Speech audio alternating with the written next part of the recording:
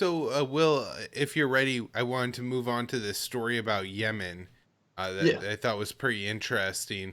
And is U.S. officials fear arrest over Saudi war crimes in Yemen. And this was, again, written up by Dave DeCamp at antiwar.com. A report from the New York Times reveals that some U.S. officials are concerned that their role in facilitating arms sales to Saudi Arabia and the United Arab Emirates while ignoring harm to civilians each country has caused in Yemen could lead to their arrest overseas for war crimes. And so a lot of countries have different kind of statutes that say like if you commit certain kind of horrendous crimes in other countries and are unaccountable for it, then you can be held either like, sent to the ICC, the Hague, the International Criminal Court, or just tried. Like I think Spain has a law where they could just try war criminals from any country, or it might be a different European country. Um, and so this could happen, I suppose. I think this was a real fear of some of the Bush era officials for the torture and rendition program, that, Yep. they could end up having a layover in some European city and get arrested and stuff. And so I guess the detail that I thought was the most important that Dave has here in the second paragraph, the report said that officials from both the Obama administration and Trump administration have considered hiring lawyers. So this is two administrations here. The polar opposites. One, if you ask most people, one is absolutely good and one is absolutely bad. Obama and Trump. And yes, officials from both parties are now worried about being arrested for war crimes, for the genocide that they helped commit in Yemen. So take this where you want, Will. Talk about Yemen, talk about the war crimes, whatever you got. Yeah. Like first, I'll give the usual caveat for stories that are just based on like anonymous sources, as this one is, this New York Times story. It's not something I'm taking as like 100%, irrefutable and rock solid. But the Times is saying that for this story, they got more than a dozen current and former officials to comment. A lot of them anonymously, but I do think that is like worth considering. That's quite a bit of people commenting here. But yeah, I mean, as you're saying, like some of these officials are at the point now where they're considering hiring lawyers and where they're thinking about the possibility that they could be arrested while they're, on vacation overseas, or for whatever reason overseas. And that's just like incredible. Like, afraid that their possible role in war crimes could, have consequences. And I mean, like the Saudis and the UAE and their whole coalition have definitely committed war crimes in Yemen. There's like absolutely no question about that.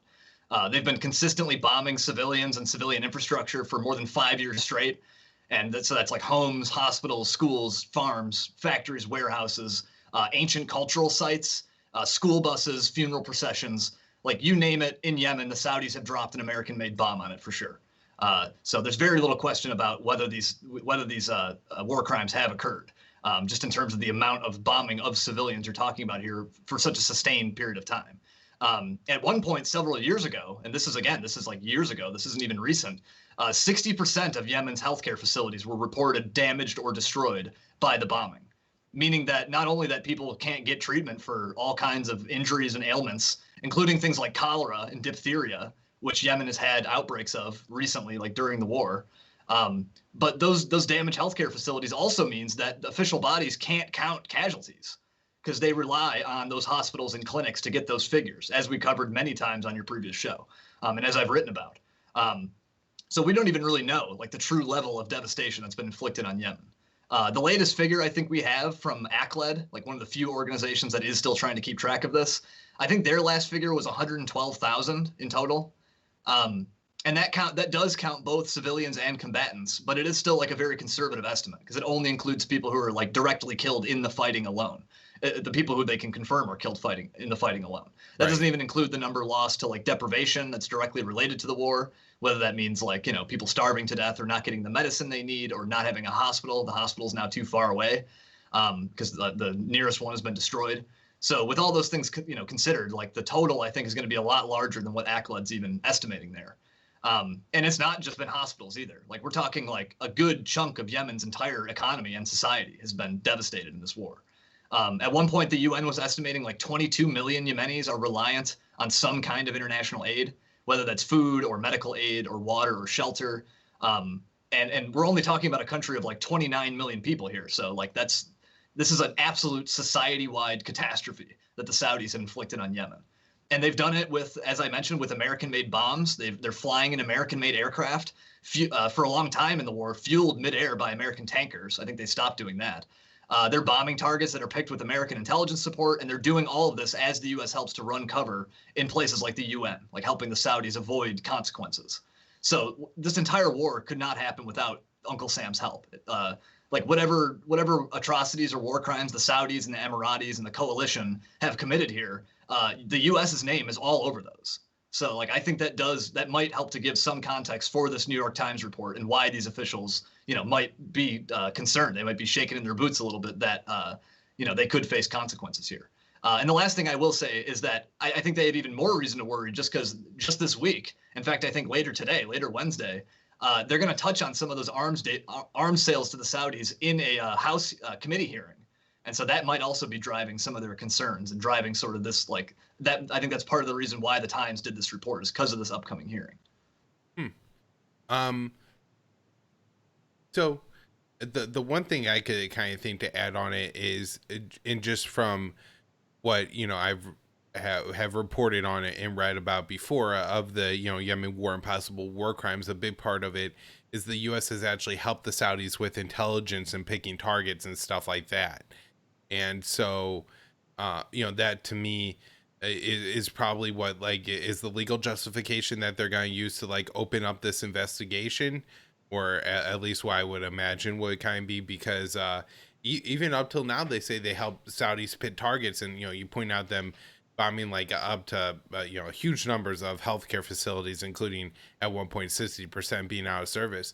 At one point they had built like this massive cholera treatment center, I think around Al Hodeida, and it was built or run by the Arab Red Crescent, which I believe is the equivalent to the Red Cross in the Arab world. And they actually ended up with that being bombed, had bombs dropped on the top of it with the big Red Crescent painted right on top of it.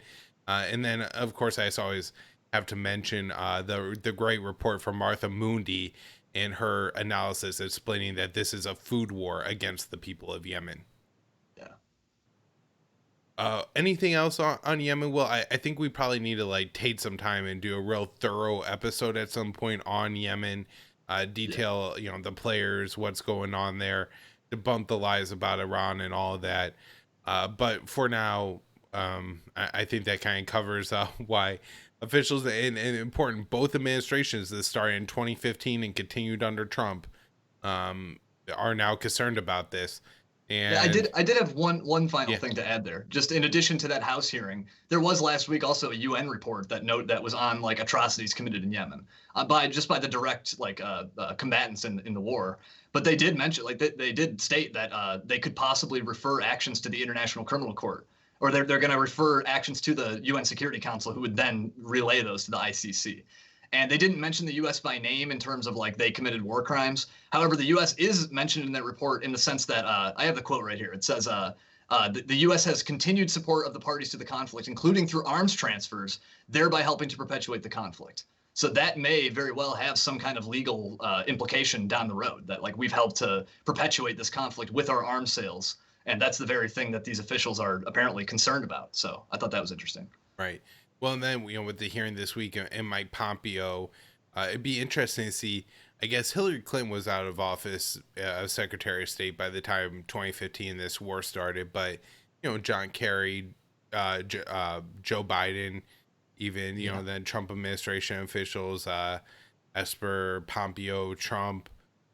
See who gets tied up in this, and hopefully somebody will eventually see some justice for the people of Yemen.